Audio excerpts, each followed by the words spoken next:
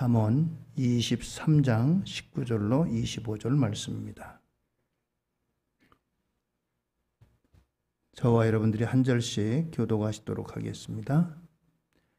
내 아들아, 너는 듣고 지혜를 얻어 내 마음을 바른 길로 인도할지니라.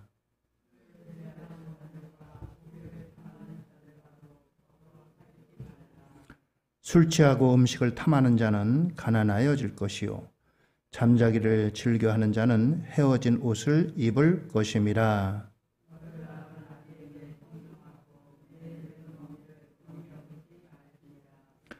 진리를 사되 팔지는 말며 지혜와 훈계와 명철도 그리 할지니라.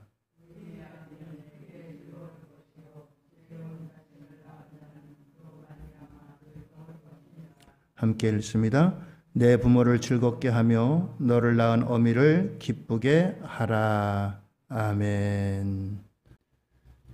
할렐루야.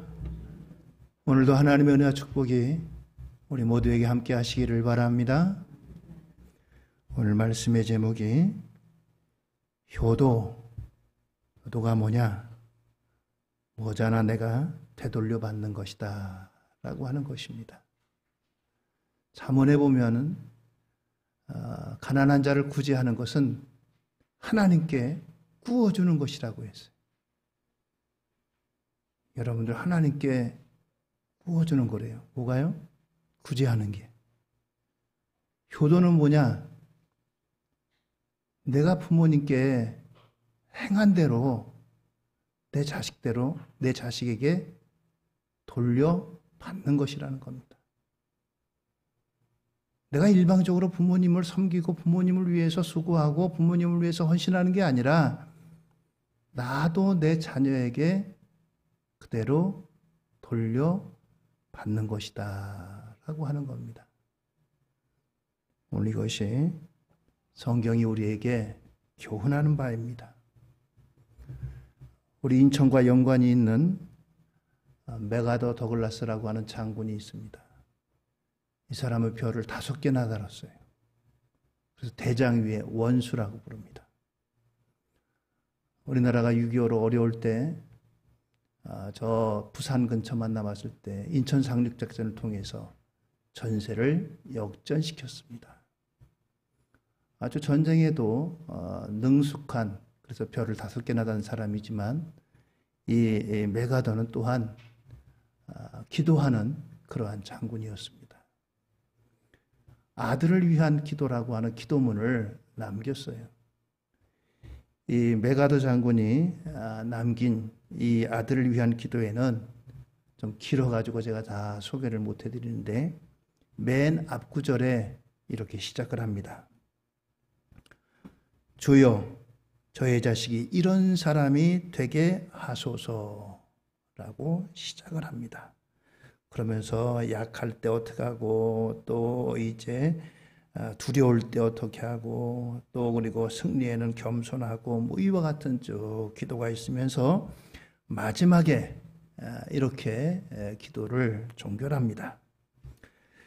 그리하여 그의 아버지인 저는 감히 내 헛되이 살지 않았노라 라고 속삭일 수 있게 하소서, 이렇게 그 기도를 마치고 있습니다. 이렇게 메가더는 자식을 위한 기도를 하면서 그 자신이 내가 자식에게, 우리 자녀에게 내가 헛되이 살지 않았다라고 할 수 있도록 그렇게 살아가게 해달라고 그 기도로 이제 마치고 있습니다. 참 부모님이 자녀에게 본이 되고 자녀에게 말만의 기도가 아니라 삶으로 그 삶을 보여주었다라는 생각이 됩니다. 이와 같이 부모님이 자녀를 위한 이러한 기도, 오늘 이 메가더만 그렇겠어요? 부모님이라면 자녀를 위한 기도가 어느 누구보다도 적지 않은 게 우리나라의 부모님입니다. 우리나라의 부모님의 자녀 사랑은 뭐 이로 말할 수가 없잖아요. AS가 끊임이 없습니다. 뭐 성년이 돼도 또 심지어 결혼을 해도 부모님이 자녀를 위해서 계속해서 AS 해주고 또 뒷바라지 해주는 이런 수고가 끊이지를 않습니다.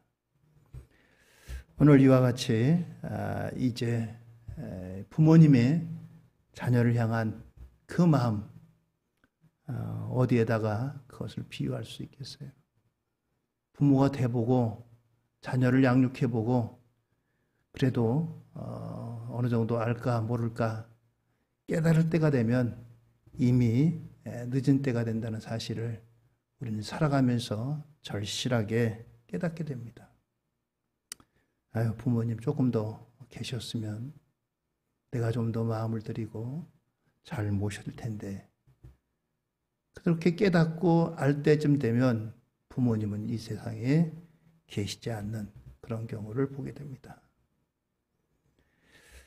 오늘 우리에게 이 효도의 문제, 이것이 과연 무엇인가 잠깐 생각하려고 합니다. 첫 번째는 이 효도를 성경적이면서도 또한 우리나라 이제 실정으로 함께 생각한다면은 장수하도록 모시는 것이라는 사실입니다. 사람이 죽고 사는 것이 어찌 뭐 자녀가 잘못해서만이 꼭 부모님이 뭐 병을 얻는다든가 돌아가신다든가 그렇게 하겠어요? 여러 가지 원인이 있겠죠. 그래도 우리나라의 그 전통적인 그 습관으로 보면 부모님이 세상을 떠나면 자식은 상복을 입습니다. 죄인된 입장이라는 거죠. 내가 잘못 모셨고 내가 또 마음 아프게 했고 내가 보살펴드리지 못해서 그렇게 됐다는 겁니다. 그래서 어떤 장례식에 가면 그 자녀가 부모님 돌아가시고 나서 정말 소리 높여 가슴을 치면서 우는 그와 같은 모습을 보게 됩니다. 오늘 이와 같이 부모님을 평안하게 또 건강하게 이제 사실 수 있도록 모시는 것이 효라고 하는 겁니다.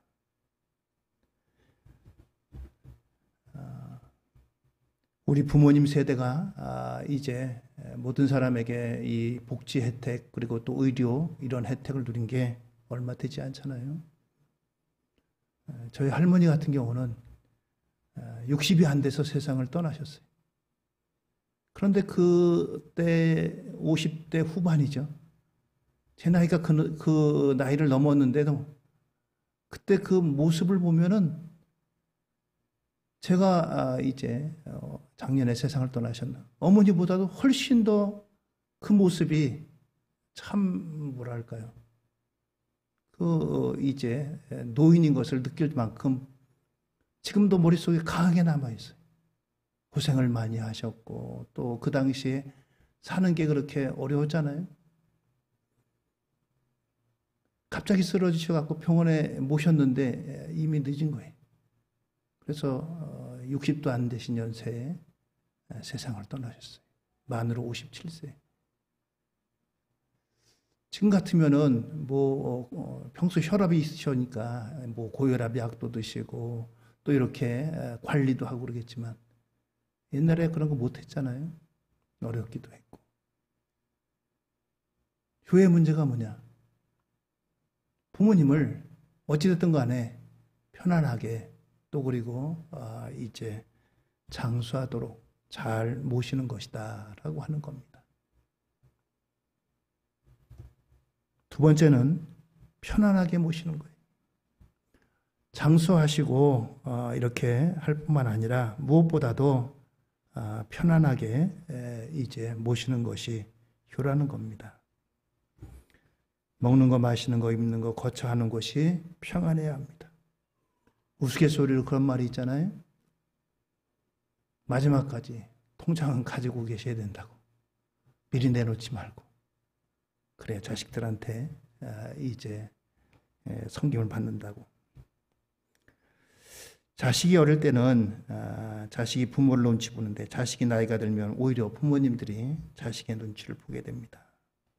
그래서 어르신들이 자식들 앞에서 폐를 끼치지 않으려고 이리저리 눈치를 보는 그런 경향이 있습니다. 어느 권사님이 자기 집에 갔더니 아침에 일찍 일어나는 것도 눈치 보이신대요. 텔레비전 보는 것도 눈치 보이시고 손자 손녀들이 공부하는 것 때문에 자식들이 뭐라고 할까 봐 싫어할까 봐 눈치를 보게 된다는 겁니다.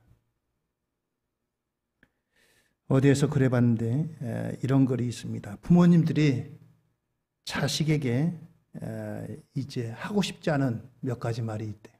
첫째는 아프다고 말하고 싶지 않다는 겁니다. 어머니 어떠세요? 건강하세요? 괜찮아. 어디 아픈 데 없어요? 아픈 데 없다? 부모님 연세가 되면은 다 여기저기 안 아픈 데가 어디 있겠어요? 기계도 30년, 40년 쓰면 여기저기 고장 나는데. 아프다고 하면 자녀들이 귀찮을까봐, 자녀들이 걱정일까봐 아프다고 말하는 거 그렇게 싫다는 거예요.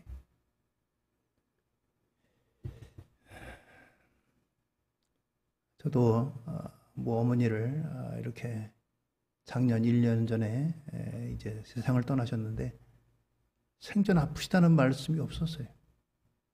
근데 이제 돌아가시기 한 달 전쯤엔 야, 나 좀 병원에 좀 데려가라. 그렇게 말씀하시는 거예요. 그동안에 아마 편찮으셨던 것 같아요.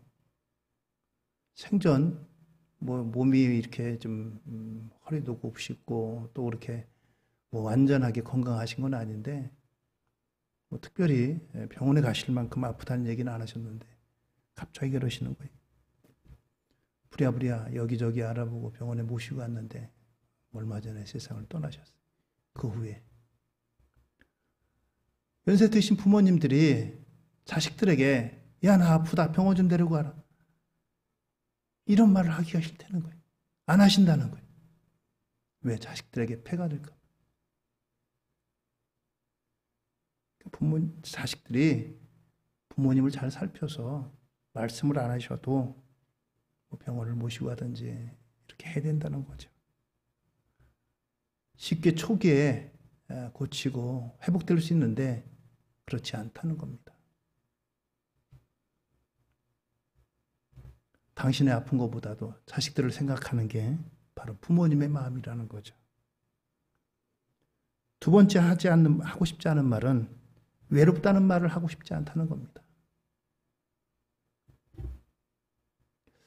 연로하신 부모님들이 가장 힘든 게 외로움이라고 하는 겁니다. 근데 절대로 이런 말씀을 잘 안 하셔요. 근데 사실은 외롭다는 겁니다. 자식이 아무리 많아도 외롭다는 겁니다. 어쩌면 자식이 많을수록 부모님이 외로우실 수도 있습니다. 역시 자식들에게 폐가 될까 봐 야, 나 외로우니까 와서 같이 좀 있자. 좀 자고 가라. 이런 말씀을 안 하시는 겁니다. 생신 때나 명절 때 찾아뵈면 뭐하러 왔냐? 사실은 근데 새벽부터 눈 빠지게 기다리고 계세요. 제가 한 목회 시작을 전라도 진도 시골에서 했습니다. 근데 이분들이 1년에 가장 큰 낙이 뭐냐면 명절 때 자식들 얼굴 보는 거예요. 손주들. 설날이나 또 추석 때가 되면은 지금은 그래도 길이 좋아졌습니다만 제가 그때 목회할 때는 얼마나 차가 막히는지 모릅니다. 명절 때 되면 20시간도 걸린대요. 서울에서 내려온 사람들 얘기가. 그러니까 부모님들이 야, 힘들게 뭐 내려오냐, 내려올 곳 없다. 말씀은 이렇게 하시지만 정말 기다려요.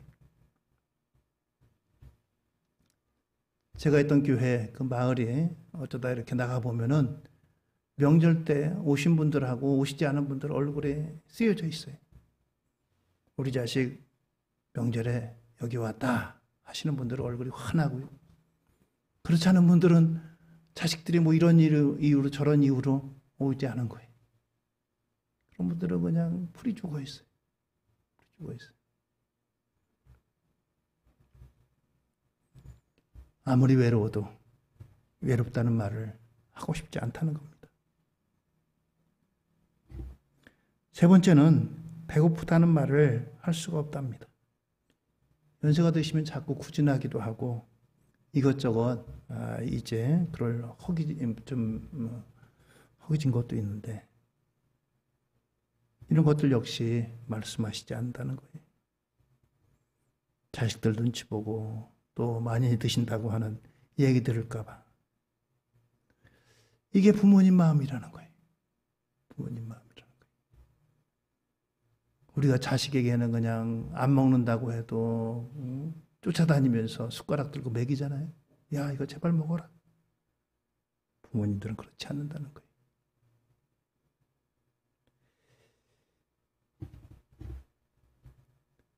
부디 부모님 계신 우리 성도님들 이 말씀 명심하시고 우리 부모님이 야, 나 배부르다.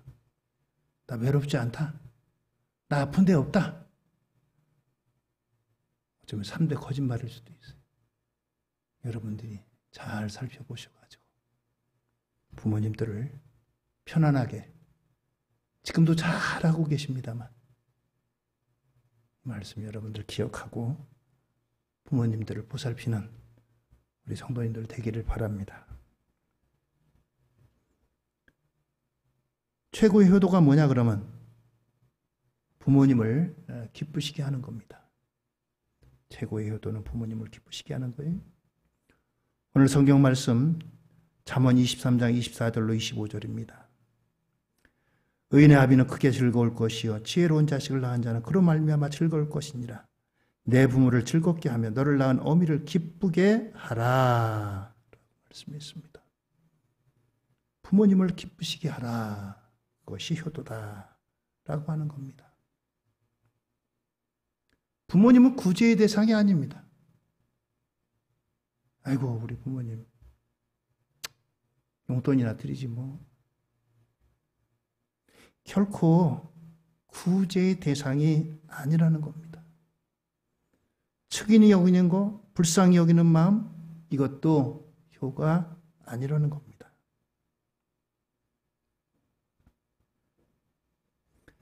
우리는 일방적으로 연세 드시고 병 드시면 불쌍히 여기고 측은히 여기려고 합니다. 그러나 그것이 아니라는 거예요. 부모님은 하나님이 정해주신 최고의 권위자라고 할 수 있습니다. 부모님만큼 나를 잘 알고 나를 위해서 수고하고 애쓴 그런 분이 세상에 어디 있겠어요? 아무리 나를 사랑하고 나를 위해서 수고하는 그 어떤 제3자가 있다 할지라도 부모님의 반이나 따라가겠어요? 결코 비교할 수가 없습니다. 부모는 구제나 측은히 여기고 불쌍히 여기는 대상이 아니라 공경할 대상이라는 겁니다. 존경이 없는 사랑은 결코 효도일 수가 없습니다. 연세 드신 부모님의 연약함과 그 병듦은 바로 자식인 나 때문인 것입니다. 그런데도 요사이 보면 어때서요? 부모가 힘들거나 힘이 없고 병들거나 그러면 가차없이 멀리하는 그런 일들을 보게 됩니다. 나는 오랫동안 살겠다고 보약을 먹고 운동을 하고 난리입니다만 부모님은 결코 그렇게 우리가 챙겨드리지 못했다는 겁니다. 성경에 오래 사는 비결 우리에게 말씀해주고 있습니다. 그것은 바로 이제 효도라고 하는 거예요. 출애굽기 20장 12절 이하입니다. 내 부모를 공경하라. 그리하면 내 하나님 여호와가 내게 준 땅에서 내 생명이 길리라 라고 했습니다. 여기 생명이 길리라 라고 하는 것은 육체적인 것은 물론이고 이제 그 명성이나 이름 이와 같은 것도 함께 포함됩니다. 또 에베소 2장 2절, 6장 2절로 3절입니다. 내 아버지 어머니를 공경하라. 이것은 약속 있는 첫 계명이니 이로써 내가 잘되고 땅에서 장수하리라 라고 했습니다. 계명은 하나님께 대한 계명이 있고 사람 사이의 계명이 있습니다. 그런데 아버지 어머니를 공경하는 것은 이 땅에 약속 있는 첫 번째 계명이다. 나머지는 하나님께 대한 계명이에요. 위로 하나님께 대한 계명이고 사람과 사람 사이에 여러 가지 계명이 있지만 가장 으뜸이고 가장 우선하고 가장 먼저 해야 될 것이 뭐냐? 아버지와 어머니를 공경하라. 그러면서 이로써 내가 잘되고 땅에서 장수하리라 말씀합니다. 그렇습니다. 효를 하는 것이 장수와 형통의 최고의 비결이라는 거예요. 그렇습니다. 그러면 우리가 어떻게 해야지 우리 부모님을 기쁘게 해드리느냐? 첫째는 하나님의 말씀을 듣고 정로, 바른 길을 걸어가라 라고 하는 겁니다. 오늘 잠언 23장 19절입니다. 내 아들아 너는 듣고 지혜를 얻어 내 마음을 바른 길로 인도할지니라 라고 했습니다. 너는 듣고 무엇을 들으냐? 하나님의 말씀을 잘 들으라는 거예요. 하나님 말씀을 잘 들으라. 거기서 지혜를 얻습니다. 그 지혜를 통해서 바른 길로 인도하라는 거예요. 그것이 진정 부모님을 기쁘시게 해드리는 그와 같은 길이라는 겁니다. 성경은 우리에게 하나님을 공경할 뿐만 아니라 이 땅에서 사람과 사람 사이의 관계, 그 관계를 어떻게 해야 될 것인가, 이 모든 것을 다 포함하고 있습니다. 단지 하나님을 예배하고 하나님을 공경하고 이제 하나님께 대한 것뿐만 아니라 이 땅에서 우리가 이제 부모와 자식 관계, 부부 관계, 또 이제 상하 관계, 이러한 모든 것을 우리에게 담고 있습니다. 그 가운데서 부모님에 대한 이와 같은 말씀을 우리에게 주고 있습니다. 세상길은 생명길 같지만 필경은 사망길입니다. 예수님을 믿고 사는 길이 바른 길이고 정로인 것입니다. 그 정로는 길이 좁다고 했잖아요. 좁습니다. 사람들은 넓은 길로 갑니다. 평안한 길로 갑니다. 그러나 그 길은 반드시 이제 멸망의 길이라고 말씀하고 있습니다. 요셉이 애굽의 보디발 장군의 집에 노예 생활할 때 그가 정로를 가지 않고 일순간에 그 이제 유혹을 받은 그 이제 주인의 아내와 이제 쾌락을 누렸다면 그는 아마 이 총리의 자리는 그만두고 쥐도 새도 모르게 죽었을 거예요. 그 귀에 안 들어가겠어요? 남편이 왕을 호위하는 그와 같은 사람인데, 보디발이라고 하는. 근데 그가 정로를 갔습니다. 자기가 섬기는 주인의 아내가 유혹할 때 내가 어찌 이 큰 악을 하나님께 행해서 득죄하겠습니까? 하나님께서 당신을 허락하지 않았습니다. 주인이 나에게 허락하지 않았습니다. 맡기지 않았습니다. 유혹을 거절했어요. 사람은 속일 수 있지만 하나님을 속일 수가 없다는 거예요. 바른 길을 가는 사람은 세상 사람들은 미련하다고 얘기합니다. 바보 같은 사람, 미련한 사람, 세상을 모르는 사람, 저렇게 살아서 어떻게 해? 그러나 하나님께서는 그 길을 가는 사람을 인정하시고 축복하십니다. 힘들어도 어려워도 바른 길 가야 됩니다. 그 길이 바로 사는 길이고 그 길이 하나님께서 주시는 복을 누리는 길이에요. 두 번째는 방탕한 길을 가지 말라라고 하는 것입니다. 오늘 잠언 23장 20절과 21절입니다. 술을 즐겨하는 자들과 고기를 탐하는 자들과 더불어 사귀지 말라. 술 취하고 음식을 탐하는 자는 가난하여질 것이요 잠자기를 즐겨하는 자는 헤어진 옷을 입을 것임이라 라고 말씀합니다.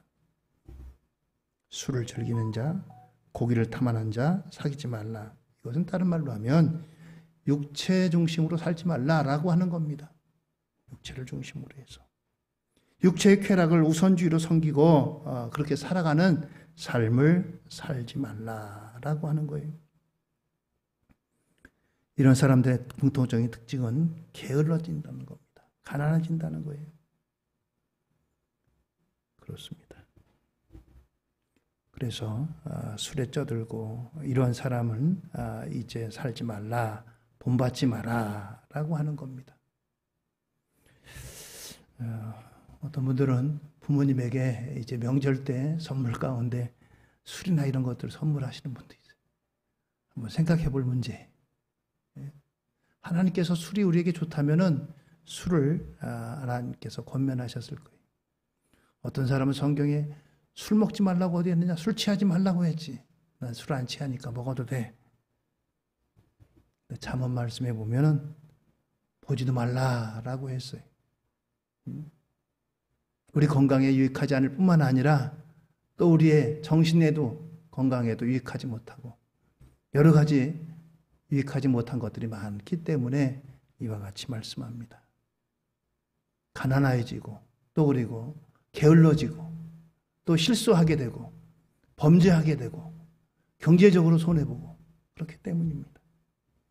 그렇습니다. 이것이 부모님 효도하는 그런 길인 거예요. 마지막으로 부모를 업신여기지 마라 라고 하는 겁니다. 잠언 23장 22절입니다. 너를 낳은 아비에게 청종하고 내 늙은 어미를 경히 여기지 말지니라 라고 했어요. 부모님이 연세 드시면 이제 기억력도 쇠퇴합니다. 또 경제력도 쇠퇴하게 되고 육체적으로도 약하게 되고 그래서 앞에 말씀드렸던 때로는 이제 우리가 구제의 대상과 같이 측은히 여기고 불쌍히 여기고 이렇게만 바라봅니다. 그런데 우리가 부모를 업신여기지 말아야 된다라고 하는 거예요. 오늘의 내가 바로 20, 30년 후에 우리 부모님이 갖고 있는 그 모습이 바로 내 모습이 될 것이기 때문입니다. 그게 바로 20년 후, 30년 후에 내 모습이라는 거예요.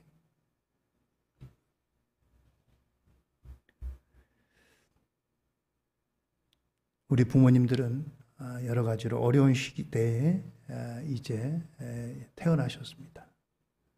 우리 시대만 해도 그래도 배울 기회도 있었고 그렇지만 배울 기회도 없었고 여러 가지 어려운 시대였어요. 그래서 때로는 우리는 모르신다고 무시하는 경우도 있습니다. 오늘 여러분들 우리 매년마다 돌아오는 어버이 주일입니다. 오늘은 진정한 효도가 무엇인가 다시 한번 깊게 우리 생각할 수 있는 그와 같은 오늘 어버이 주일 됐으면 좋겠습니다. 오늘의 내가 행한 그 모든 것들이 바로 얼마 후에 내가 받을 그 모습이기 때문입니다.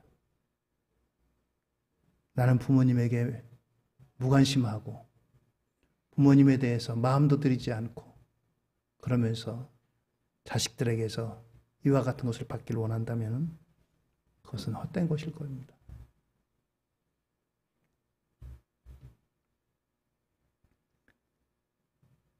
저는 그런 면에서 제가 이렇게 했으니까 여러분들도 이렇게 하세요 할 만큼 참 부모님에게 제대로 못한 그와 같은 자식이었습니다. 어쩌다 전화 한번 드리고 또 주일마다 오시면 식사 한번 모셔드리고 그것으로 자식돌이 한다고 그렇게 생각을 했고 그랬던 사람이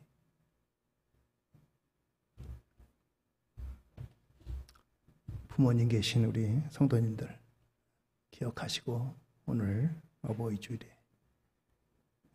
부모님을 부디 여러분들 그 말 속에 담겨져 있는 깊은 뜻을 기억하고 부모님의 헤아림을 우리가 어찌 따라가겠어요?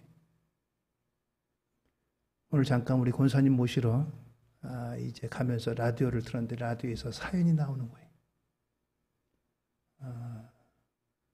아버지가 나가놓기만 하고 딸을 방치했어요.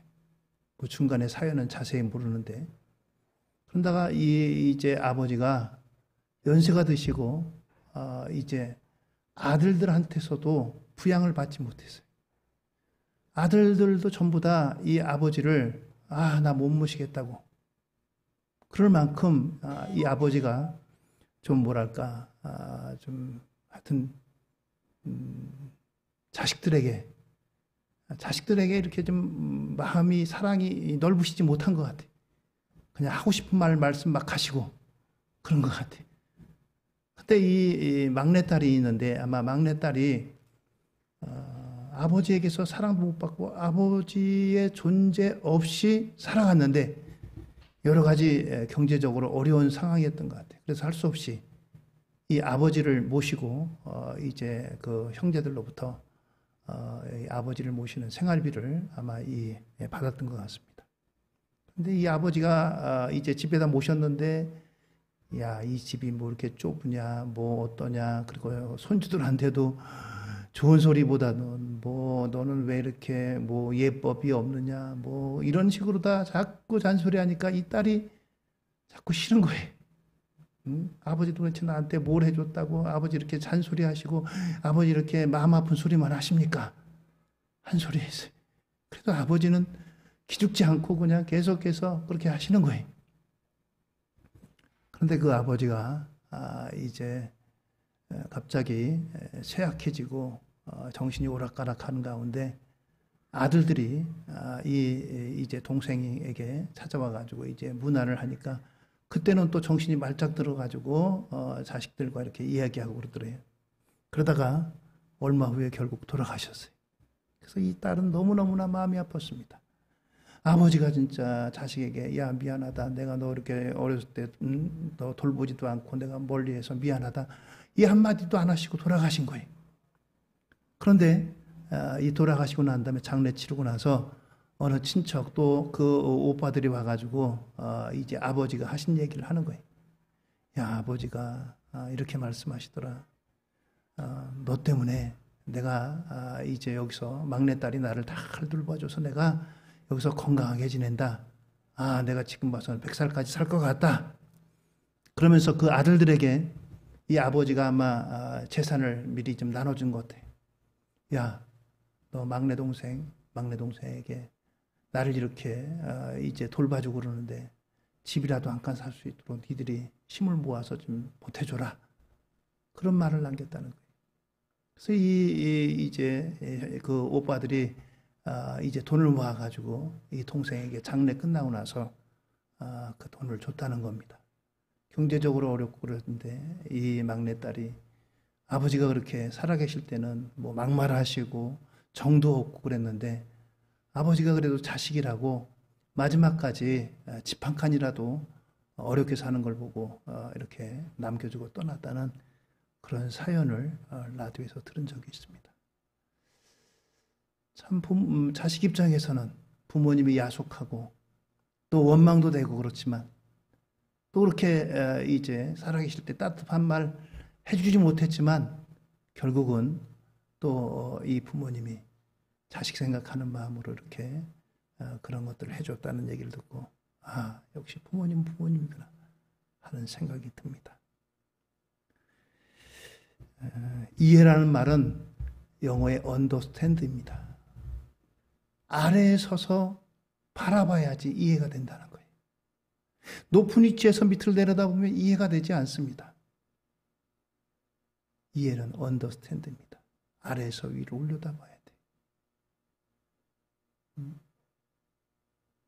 여러분들 우리 어버이주일에 다시 한번 오늘의 말씀을 생각하고 다시 한번 우리 부모님을 바라보고 그리고 부모님을 정말 마음으로부터 존경하고 공경하는 그래서 하나님의 은혜와 축복을 누림받으시는 우리 모두가 되기를 주의 이름으로 축원드립니다. 기도하시겠습니다.